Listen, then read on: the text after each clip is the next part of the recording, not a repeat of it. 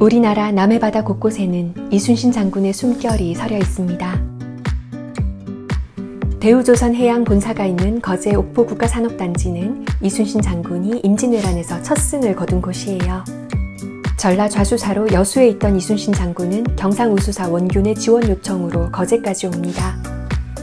당시 이곳엔 도도 다카도라의 외선 50여 척이 정박해서 노략질 중이었는데요. 외선 함대를 발견한 이순신 장군은 왜군이 달아나지 못하게 옥포만 입구를 틀어막고 외선 26척을 격파하는 대승을 거둡니다. 그 현장에 옥포대첩 기념공원이 있습니다. 1592년 4월 14일 부산포에 침입한 왜군은 불과 20일 만인 5월 2일 한양을 점령합니다. 선조가 평양에 도착한 5월 7일 맹렬한 공격으로 적의 기세를 처음 꺾은 것이 옥포해전입니다. 기념관은 자료가 소략해서 아쉬웠습니다. 임진왜란 당시 조선이 우세했던 것이 화포였고 이순신 장군은 옥포에서 화포로 적들을 초토화시켰습니다. 당시 해전은 배 위에서 백병전을 전개하는 게 보통인 시대라 이순신 장군이 구사한 전술은 근대식 해전에 가깝다고 합니다. 장군이 전술면에서 정말 많은 고민을 해왔음을 알 수 있습니다. 전시 자료가 하나 틀렸습니다. 원균은 칠천도에서 전사한 게 아니라 마지막으로 목격된 곳이 춘원포, 즉 통영이죠. 이순신 장군의 사당으로 갑니다.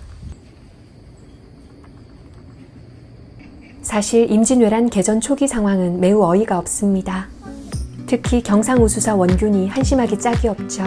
긴 항해에 지친 왜군 함대를 조선의 강력한 화포로 바다에서 막아낼 수도 있었습니다.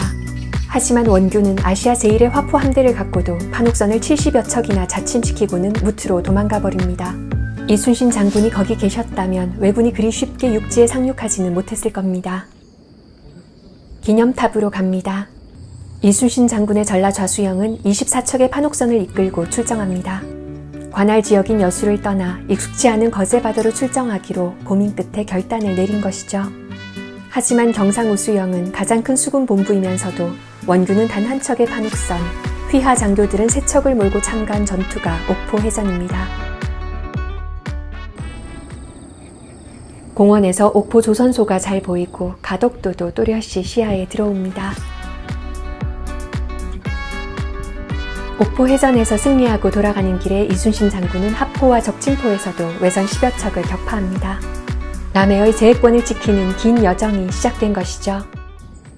거제에서 그 현장을 보니 이순신 장군이 싸우신 장소를 모두 답사하고 싶어졌습니다. 거제의 마지막 여정은 김영삼 대통령 기록 전시관입니다.